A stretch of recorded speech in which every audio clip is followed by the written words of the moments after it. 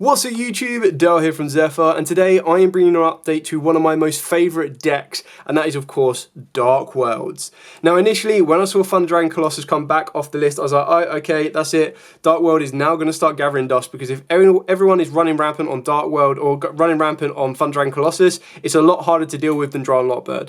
Yes, Drow and Lockbird is still a pain in the backside to deal with, but you do have cards that you can utilise, stuff like Instant Fusion into Millennium Eyes, Quackamiru Guardian, Call by the Grave and everything else. Whereas with Colossus, it's like, okay, droplets, imperm or pass, which those cards you're not naturally wanting to play anyway, as they can't be that effective for you if you're trying to utilize the essence of Dark World, and you were taking away the essence of Dark World when you're piling it up with loads of different hand traps. That being said, because I haven't been seeing Thunder Dragon Colossus running rampant around the area, it's actually been very, very kind of cool and gave me a bit more enthusiasm to put the deck together and make some changes to it in order to give it as much of a competitive edge to deal with like the OTK capabilities and playing through this 15 hand trap format that we are currently in. The best thing about Dark Worlds in general is that the Dark World cards themselves can play around a lot of the hand traps. Yes, they'll probably get an Ash Blossom on the Genta, but more times than not you can chain block the rest of your discard effects, and then on top of that as well, you're able to use most of your effects in the graveyard, so you don't really need to worry about imperms or veilers.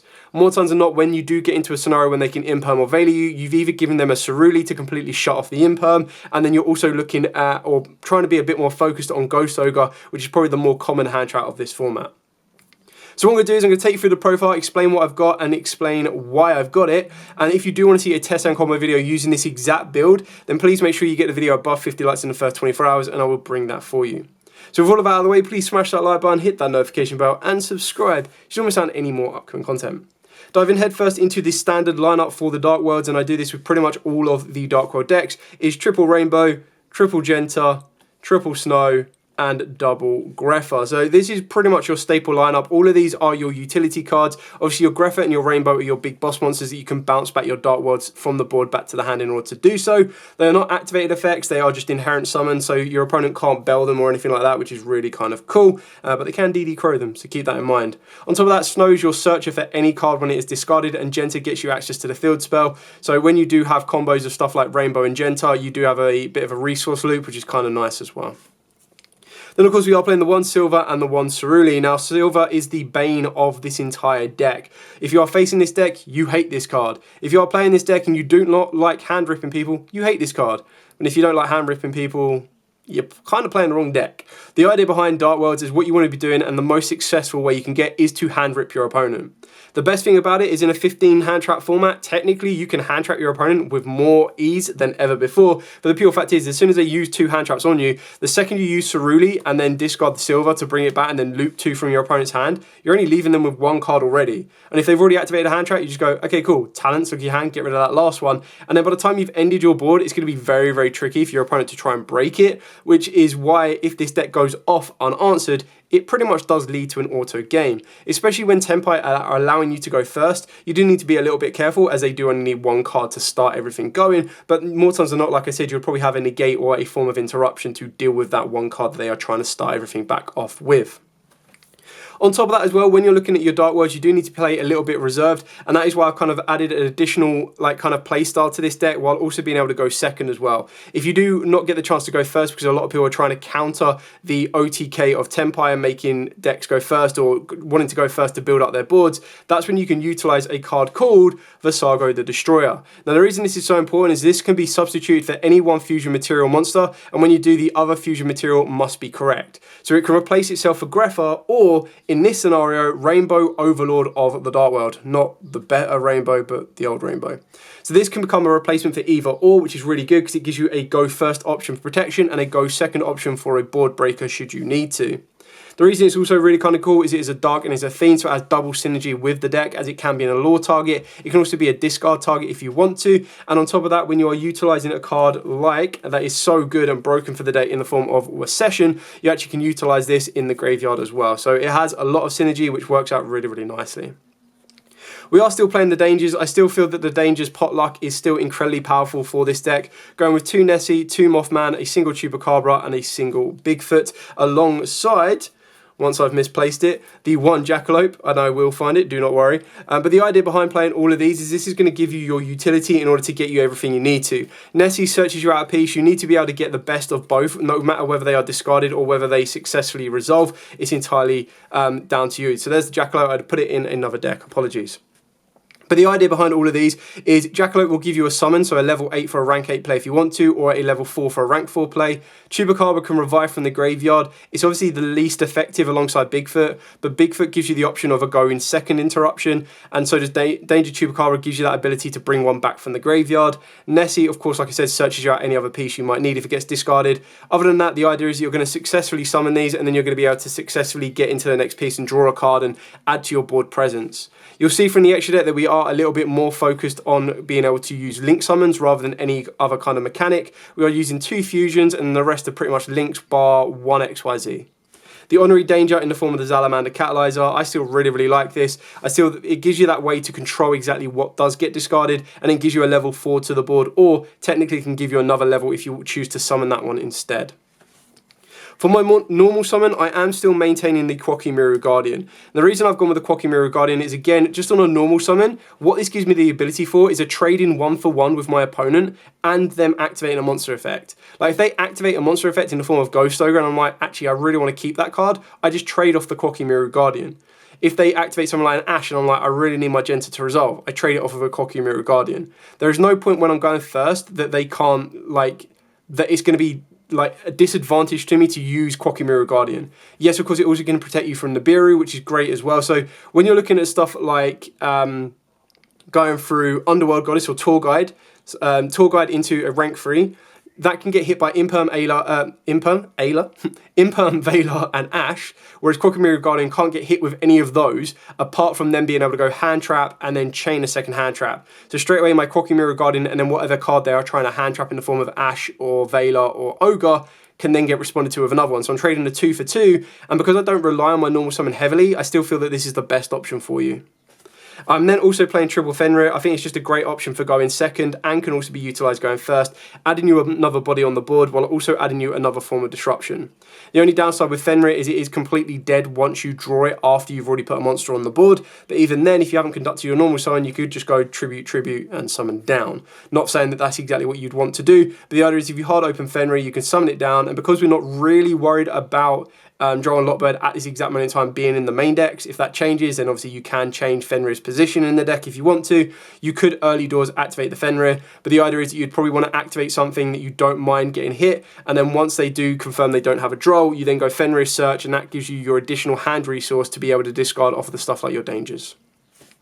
The last little tech engine that we are playing in here is the Unchained engine. So we're only playing the 1 Shavara and the 1 Chamber. And the reason we're playing this is, again, a lot of current decks right now are being able to break boards, especially when they're worried about Tempires. They're trying to break the boards back. So what we're trying to do with this deck is we're trying to make sure that if we can't complete the hand rip, which is priority number 1, we make sure that we build a board with as little resource put into it as possible that can also stand and hold its own. So what you're going to be doing with off of the back of the Shavara is we're going to be using the exact same route of play that we play in the Yubel matchup, and that's where you're going to be able to use Shavara to pop any of your Fiends, which of course, or a set card if you really want to, which can ultimately pop any of your Dark Worlds. That can then allow you to get into Princess as you try to link up. Princess brings it back, setting you up the trap card, and then can also get you into the Amber Whale. Keeping in mind, you are going to be utilising stuff like your Yama, which is going to give you consistency to search the Shavara as well, and then that's going to allow you to move your way through a Rage if you're going first, or of course can go into an Anguish if you're going second, and then you can work your way into something like an SP Little Knight, utilising your opponent's monsters as material, so it's just free fodder, or free real estate as the meme would say. Moving on to the spell cards, we are playing double triple tactic talents. Like I said, 15 hand trap format. This can be an incredibly powerful card, and not only does it allow you to technically hand rip your opponent and help with your own natural hand rip resource because you're going to be giving your opponent a Ceruli, but it also gives you that ability to draw should you wish to, or should you absolutely need to, or steal if you're going second. So it has the benefit and balance of everything, and this is the only deck that I know, and I could be wrong, there might be other decks where you can control how you activate this, and what I mean by that is it's the only other one as well where you can control to activate your talents, your thrust, because you give your opponent a monster in the form of Ceruli, and Ceruli is them activating the effect, so talents is completely live, and so is thrust. For the other normal spells, speaking of Frost, we are only playing one, and the reason we're only playing one is Frost can act as a third copy of Talents, technically. It can act as an additional copy of Allure of Darkness, and it can also act as a second copy of Card Destruction and Corridor. Now, what I mean by that is it doesn't literally act as a second copy, but what Frost acts as is if your opponent activates a monster effect, which technically when you're giving them Cerulean, they're going to do that, Frost can give you access to any of these cards. So rather than going, okay, cool, we're going to play 3 Talents, or we're going to play 3 Allures and 3 Corridors, which are, this is a hard once per turn, that's a hard once per turn, you're now technically playing Frost, which can pseudo as to any of the other ones. And then for the final spells, we are playing 2 Gate of the Darkworld, followed up by the 1 Accession and the 1 Archives. I am always considered to be playing Accession like at 2, but because I'm only playing one of the Grepher and one of the Colourless, you only really need to be able to utilize it once. The only time it becomes dead and why you'd want 2 of them is if you've had to discard it, or you've hard opened it early doors without the materials to make, and you've discarded it off a danger or anything else. But the idea is what you're probably going to be doing is you're going to be getting this later game when you've got snow, or getting it early game when you want snow. Make your Grepher if you're going first to provide you with that protection, then use its graveyard effect to recycle it, and then straight away, as long as you can get access to your Visago, you're then going to have the ability to make Colourless during your opponent's turn and nuke their entire board. Like I said, priority number 1 of this deck is to complete the hand rip. Once you get to the final stages of that, you have pretty much won the game, and they might scoop after game 1. The second usage after that one is to be able to break your opponent's board, which is why you're playing Fenrir's, Talents, and access to Colourless. And then after that is if you can't complete the hand rip, or as an alternative for going first, you need to be able to build a board that can either pull your opponent's board apart with the stuff like the Unchained cards, or be able to stand a test of its own time if you do get hit with every hand trap under the sun, but you still need to make sure you've got that graveyard recursion in the form of stuff like Accession that gets you access through it, and then you've got your Unchained cards in the form of Yama, which lets you float back any of your Fiend monsters, alongside access to Rage, the Trap card as well, Promethean Princess, Amberwell, you name it. You're just adding more forms of interruption to the board, to the graveyard, and you're trying to cover all the bases to have a full hand with what you're going to need, a graveyard and a board. So that's it for the entire main deck. Now to move on to the extra deck. So of course, like I said, we have gone back to the 1 Colourless and the 1 Grepher kind of ratios. I think that this works out perfectly fine. I feel that if you want to be focused on only going first and you don't really want to play Visago, then you just go for 2 Greffers. But I feel you can get away with 1 of them right now. The issue is if this does get outed, it is GG. But the idea is that you're supposed to be able to add this to your board or start your board with this, so you're protected from everything else you do, and you're going to gain advantage if they choose to activate anything. Colourless, like I said, is your out-and-out aggressor. This is how you're going to be able to destroy your opponent's board, get the attack you need, and then pretty much push for the OTK. For the Link monsters, we have a lot of them. So we're going with the 1 Appaloosa, because the idea is that once you've kind of got towards the end of your plays, you're going to want to start linking your way up into an Appaloosa, because that can become a 3 negate Appaloosa, which can be incredibly good against a lot of matchups right now. And on top of that, you're basically turning your Quackimiru Guardian into the Appaloosa, because the Quackimiru will self-destruct if you can't reveal a rock in the hand during the end phase, which you probably can do off of the back of all of your danger draws. So if you do draw a second one, you might even be able to keep the Quackimiru on the board and the Appaloosa.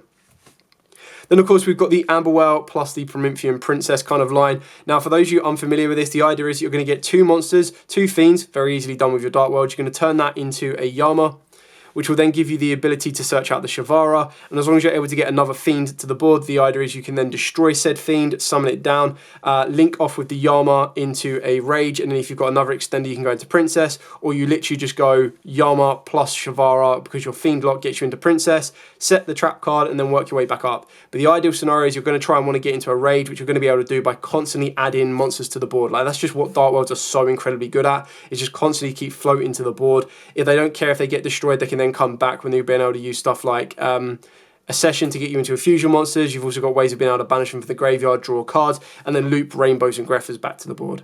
So the idea is you're going to work your way up. You're going to ideally get a Rage in the graveyard with the trap card set. And if you're able to go that bit further and be able to get all of these into the graveyard first, including the Yama, and then activate your Shavara to pop one of your cards, you can then use Yama's effect to bring the Rage back. But you're probably going to want to save that during your opponent's turn, because it's probably a little bit more important to keep this in the graveyard as a form of interruption, rather than trying to utilize it during your opponent's turn, because during your turn, because it's not really going to do anything if you end your board with it on the board. It's like, it's not really helpful. You're better off kind of like surprising your opponent by bringing it back.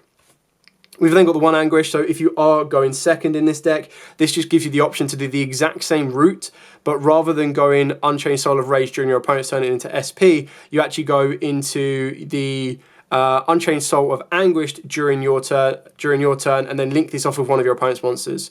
There'll even be a time when they Nibiru you. And the best thing about this one as well is you can give your opponent a Cerulea, and if you're like, I really don't want you to have that Cerulea on the board, you make Anguish, and then Anguish can technically link into Rage with that monster, can treat Anguish as a 1, and then you basically get into a Rage, and then you can continue to make your plays, putting Rage into the graveyard. The only thing you need to be careful of is when you've got Princess on the board, you are Fire Locked, and when you have Shavara on the board, via its own effect only, are you Fiend Locked. And what I mean by that is if you bring Shavara back from the grave with the Princess, you're not Fiend Locked, you're only Fire Locked at that point, because if you read the text on Shavara, it's only Fiend Locking yourself while it summons itself via its own effect. Carrying on with the staples, of course, we do have the Muckcracker. We've then also got the Nightmare Phoenix, so that when you are possibly Fiend Locked or even Fire Locked, you do have a way to get out of it, and Phoenix is probably your best option because that allows you to deal with back row as well. We all know how important Muckcracker is in this deck. Yes, of course, if you wanted to, you can revert back to playing the Sea Dragon's Atlantis lock, or the Sea Dragon's Atlantis board clear. It really is up to you. The one Akashi, I still think this is like the best link 2 for this deck to be able to bounce resources back to your hand and also bounce one of your opponent's monsters. Can be really, really important, especially when you're giving them Cerulea. So you bounce it and you go again. The one Cross Sheep, like we are utilising the fusion monsters, but this is definitely a very easy flex spot. And the one card that I would consider swapping this for would be something like a Baguska, because we are only playing one rank 4, and I'll show you that in a second. Then, of course, we've got the staple cards of SP Little Knight and the IP Masquerena. If you don't have access to SP Little Knight, swap this out for a Nightmare Unicorn. It is the closest next alternative that you have. The other option that you could highly consider as well is the Underworld Goddess, which can be quite helpful to deal with some of your opponent's annoying monsters. And the last card we play is the one at number 60, Daenerys, as your rank 4. You can very easily play some rank 8s in this deck if you want to, but we're not going as heavy with the level 8s. Like when you look at it, we only really have the 1 Bigfoot, then the 2 Greffers and the 3 Rainbows, which more times than not, you don't really want them stuck under a rank 8, but that is something you could consider. And you could also consider the Buzz King if you wanted to, but I feel that Buzz King is probably more of a win-more option, because even in the Tenpai matchup, if you take away their Trident Dragon, they still have the ability to push for an OTK, and I feel that if you're being able to make that particular type of route of play, you'll be able to hand rip your opponent, and you would have already done that already. So no matter what they have in the extra deck, it's very rare that they're actually going to be able to do anything with it off of the back of one card, if not just the top deck that they're going to be playing with. So that's it for the entire main deck and the extra deck and the theories and strategies behind it. If you do have any questions at all, by all means, please put them in the comments down below. I will be more than happy to answer them for you. I suppose one of the questions is, where do I get my Darkworld border sleeves? I got them from Sleeve Chief. I'm not sponsored by Sleeve Chief at all. I just think they're really kind of cool sleeves, and I do pick them up from time to time. They are a German-based website. So if you want me to, just comment below and I will respond with their link into it. But it's basically sleevechief.de, as they are a German-based company. And they did have a sale going on a couple of days ago. Whether that's still going on or not, I'm not too sure. I'm not too sure if the Dark Worlds are still in stock. They might be out of stock, but keep an eye on them. They do bring out some really kind of cool designs, just border sleeves, main deck sleeves, you name it. But like I said, if you are watching Sleeve Chief, wouldn't say no to a sponsorship, but for now, absolutely fine. Anyway, thank you so much for watching. Don't forget to like, comment, subscribe, share. Like I said, any other questions, comments down below. More than happy to answer them. For now, as absolutely always, stay safe, and of course, happy dueling.